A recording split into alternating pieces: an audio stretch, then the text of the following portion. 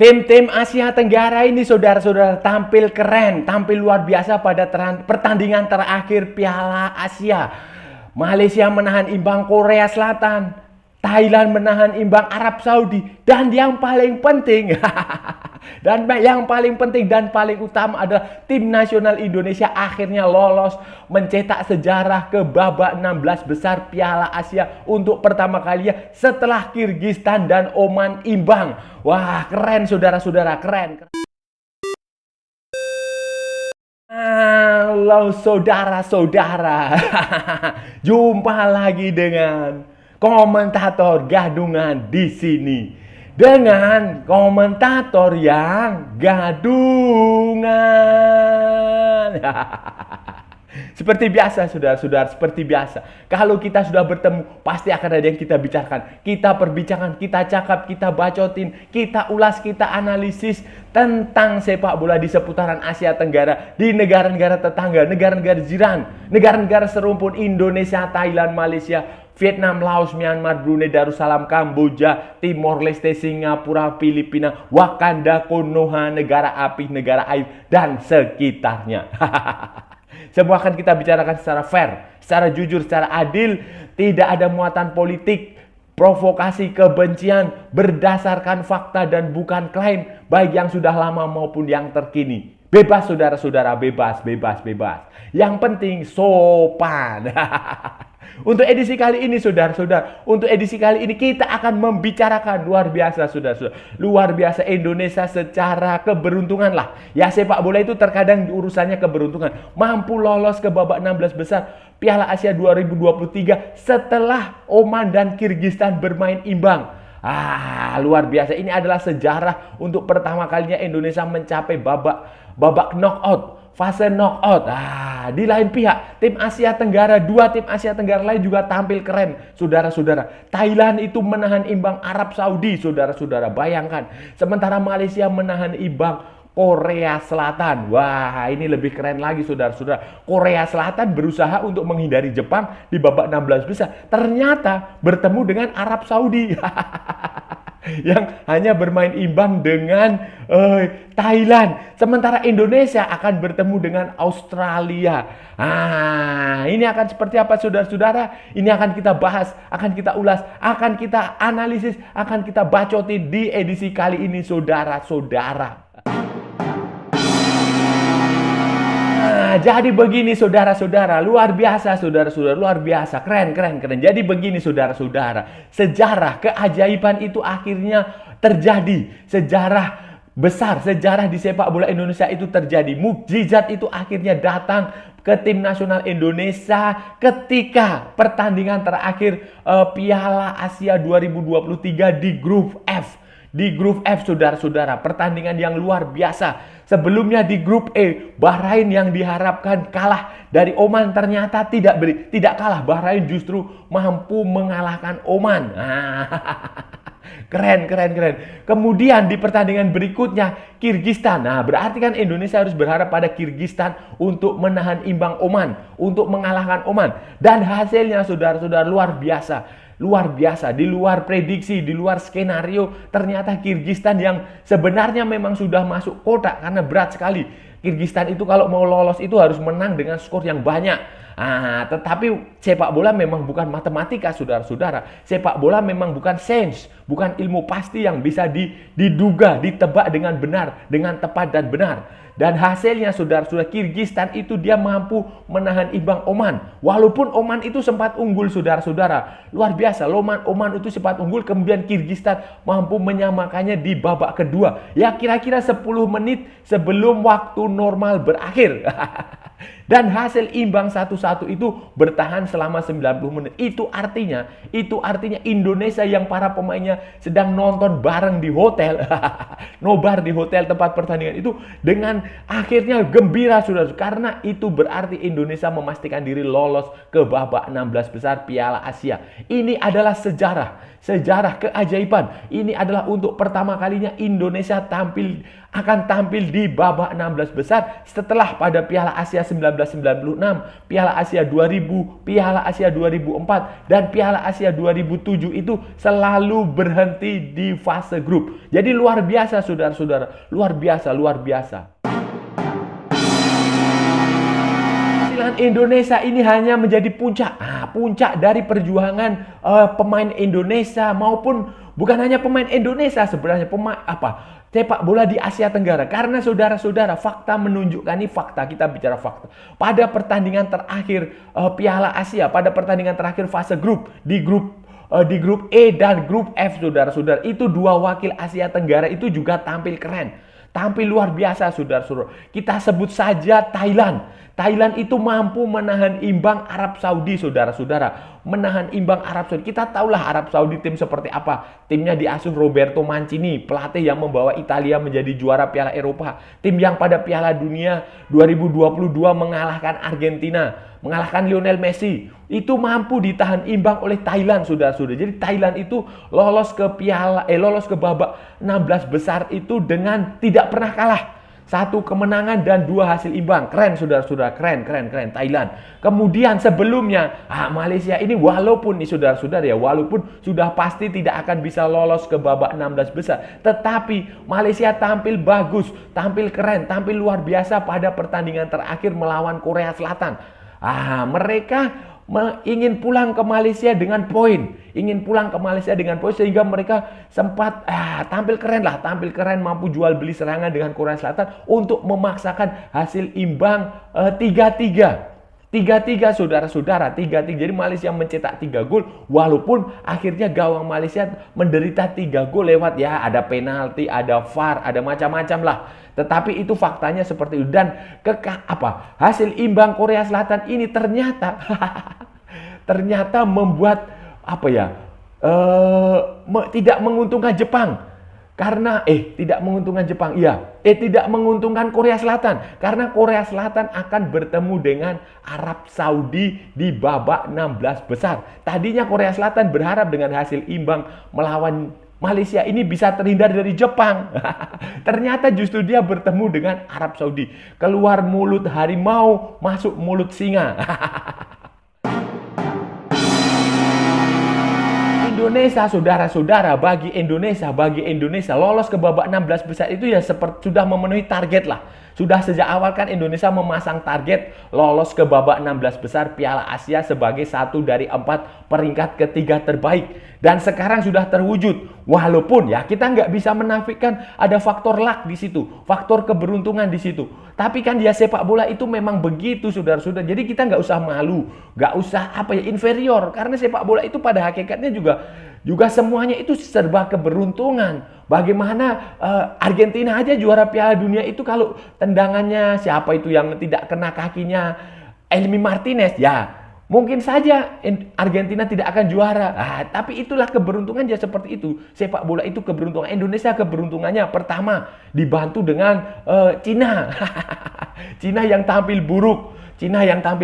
Kemudian keberuntungan kedua ini Kirgistan yang secara matematika itu sudah susah sekali akan lolos ke babak 16 besar. Ternyata mampu merepotkan Oman. Itu juga keberuntungan dan itu tidak perlu malu. Karena memang hakikat sepak bola itu adalah keberuntungan. Tim terbaik itu bisa kalah dengan tim yang beruntung. Jadi kalau Anda hidup dalam keberuntungan, Anda akan hidupnya sejahtera. Kadang itu seperti itu. Rumus hidup itu seperti itu. Rumus hidup, takdir hidup, putaran dunia itu seperti itu. Jadi nggak masalah Indonesia lolos sebagai peringkat ketiga terbaik, lolos karena dibantu oleh hasil imbang Kirgistan, lolos karena keberuntungan, tidak masalah. Tetapi kan faktanya Indonesia juga bermain bagus ketika 3 pertandingan fase grup. Indonesia memang kalah dari Jepang, memang kalah dari Irak. Tetapi kan penampilan Indonesia itu lumayan, saudara. Bukan lumayan lagi, bagus.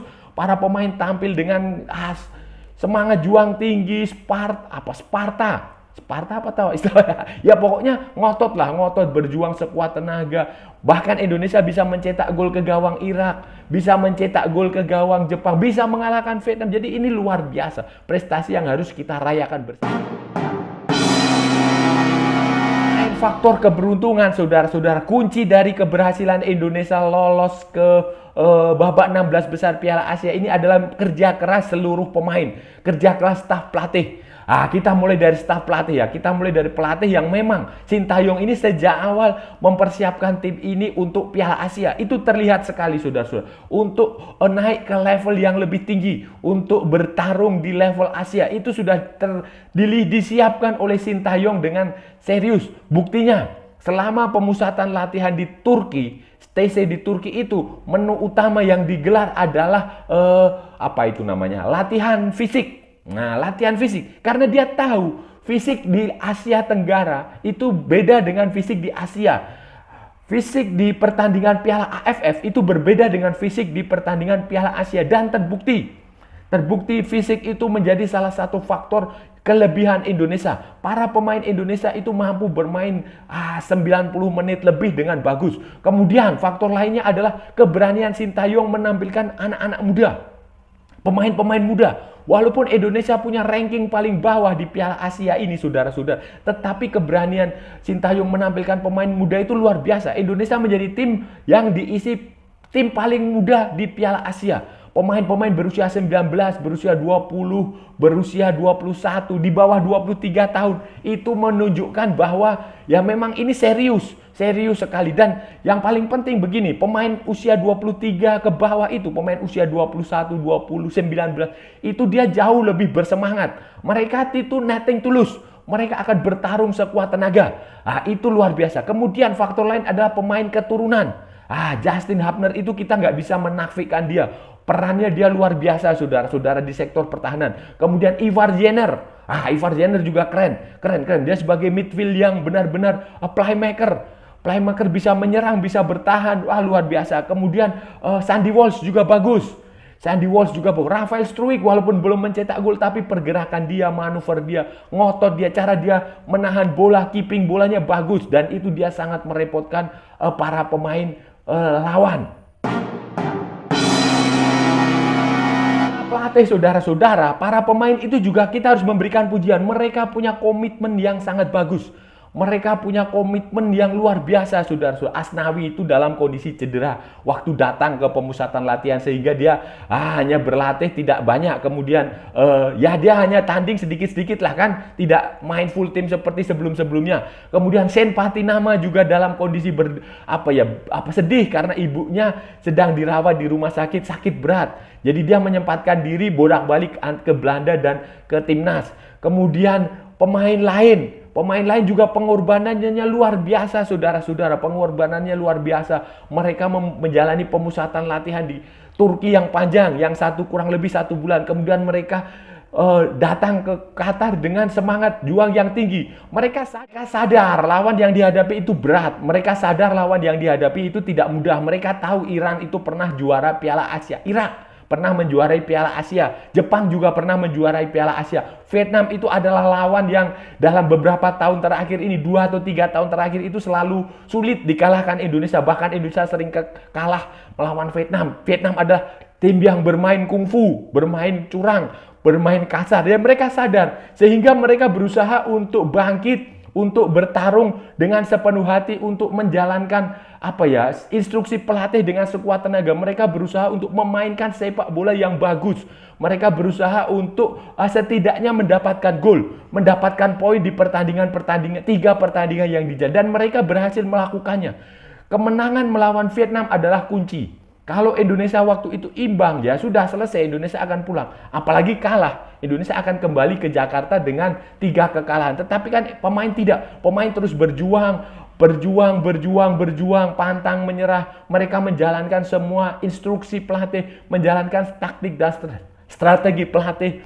Mereka tidak mengeluh, saudara-saudara. Mereka tidak mengeluh walaupun jadwal pertandingannya cukup padat, hanya 3 hari sebelum ke pertandingan. Jadi memang pemain ini luar biasa, pemain dan pelatih luar biasa.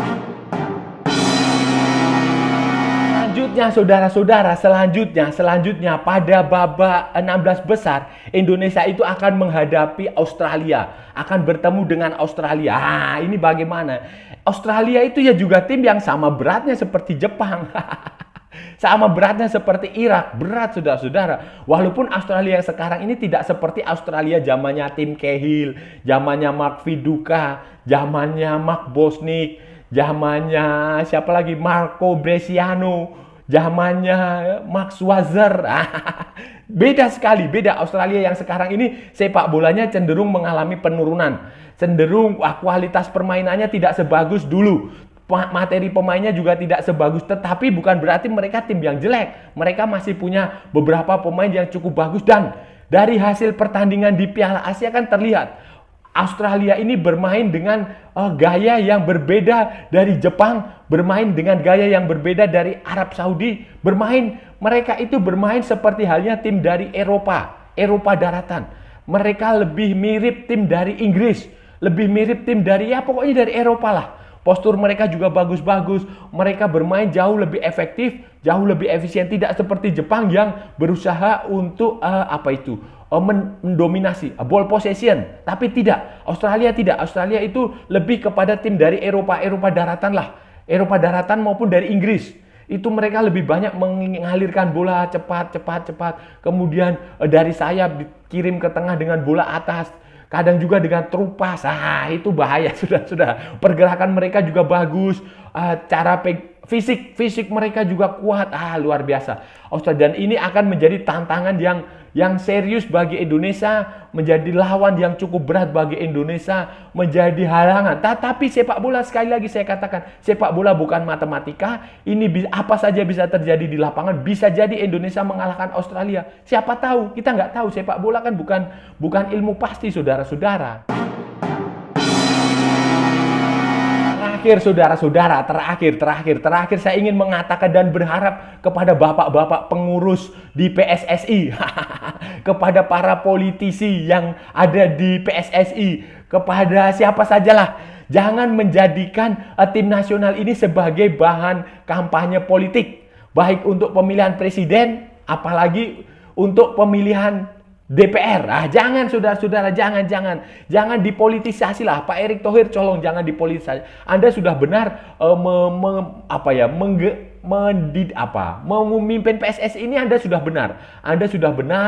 Langkah-langkah Anda sudah benar, mempekerjakan Sintayong, pendekatan Anda kepada para pemain, memberikan kesempatan kepada pemain-pemain diaspora. Itu Anda sudah benar, Pak Erick. Tetapi mohon jangan dipolitisasi. Jangan dibawa sepak bola ini, tim nasional ini ke arah politik. Jangan karena itu berbahaya, sudah Pak. Berbahaya sekali, berbahaya. Nanti orang jadi apatis karena orang itu hanya ingin menyaksikan sepak bola, hanya ingin menyaksikan tim nasional Indonesia berprestasi, itu saja. Tidak peduli siapapun presidennya, siapapun anggota DPR-nya, tidak peduli. Yang penting Indonesia berprestasi, tampil di Piala Asia dengan menjadi, tolong jangan dipolitisasi, karena saya sudah melihat ada tanda-tanda ke arah situ. Ini harus dihindari, harus kita jaga bersama-sama. Ya bolehlah Anda menggunakan sarana lain, tetapi jangan menggunakan sarana olahraga, sarana sepak bola. Sebaiknya memang sepak bola, olahraga ini dipisahkan dari politik. Dipisahkan, biarkan dia menjadi olahraga. Kita harus belajar dari masa lalu ketika Ketua Umum PSSI Nurdin Halid menjadikan Piala AFF itu menjadi ajang kampanye. Kan terbukti pada pertandingan final Indonesia dikalahkan oleh Malaysia dengan sangat memalukan. Nah itu sejarahnya sudah ada. Jadi mohon tidak usah dipolitisasi, biarkan tim nasional berjuang, biarkan para pemain ini berjuang untuk Indonesia. Tidak perlu dibawa-bawa ke panggung copras-capres. Saudara-saudara, itu tadi pembahasan kita hari ini, saudara-saudara. Kita sudah bicara panjang lebar tentang tim nasional Indonesia, tentang tim Asia Tenggara yang tampil keren pada pertandingan terakhir Piala Asia 2023. Indonesia berhasil memastikan diri lolos ke babak 16 besar. Memastikan diri ke fase knockout untuk pertama kalinya dalam sejarah keikutsertaan di Piala Asia. Ini sebuah prestasi yang luar biasa, pencapaian yang membanggakan, walaupun kita dibantu oleh keberuntungan karena Kyrgyzstan itu hanya berhasil menahan imbang Oman. Tetapi tidak masalah. Sepak bola itu terkadang juga butuh keberuntungan, saudara-saudara. Tidak masalah, bukan faktor penting. Itu hanya gimmick-gimmick sajalah. Dan ini melengkapi pencapaian tim dari Asia Tenggara di pertandingan terakhir yang memang menurut saya keren. Menurut saya keren. Malaysia berhasil menahan imbang Korea Selatan. Tidak diduga, saudara-saudara. Tidak bisa membayangkan Malaysia berhasil menahan Korea Selatan. Sementara Thailand, saudara-saudara, di luar dugaan juga mampu menahan imbang Arab Saudi. Arab Saudi, tim yang diasuh Roberto Mancini, tim yang punya liga yang isinya Cristiano Ronaldo. Dan ini membuktikan bahwa level sepak bola Asia Tenggara itu tidak kalah dengan level di di Asia belahan lain, Asia Timur, Asia Barat, Asia Tengah, Asia Selatan. Luar biasa lah, saudara. Dan bagi Indonesia selanjutnya harus berkonsentrasi untuk pertandingan babak 16 besar melawan Australia pada hari Minggu, saudara-saudara. Pada hari Minggu. Dan ya, kita harus dukung bersama lah. Kita harus dukung bersama Indonesia. Kita harus dukung sesama negara Asia Tenggara. Karena kalau bukan kita, siapa lagi? Negara Asia Tenggara harus maju secara sepak bola, maju sepak bolanya secara bersama-sama. Dan saya rasa sudah cukup ya, saudara-saudara, pembahasan kita hari ini. Kalau ada salah-salah ya mohon maaf. Namanya juga gadungan. Tetapi kalau benar, saudara-saudara, berarti sebuah kebenaran. Kalau saudara-saudara merasa channel ini bermanfaat, berguna, menghibur, menginspirasi, silahkan like, share, and subscribe.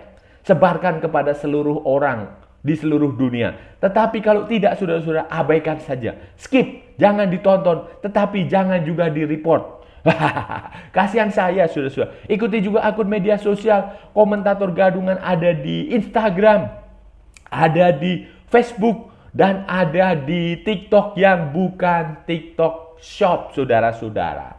Oke, saudara-saudara, sampai bertemu lagi di edisi-edisi berikutnya dengan tema-tema yang jauh lebih tidak bermanfaat, dengan tema-tema yang jauh lebih tidak berguna, dengan tema-tema yang jauh lebih konyol, dengan tema-tema yang jauh lebih membagongkan. Salam olahraga dan merdeka!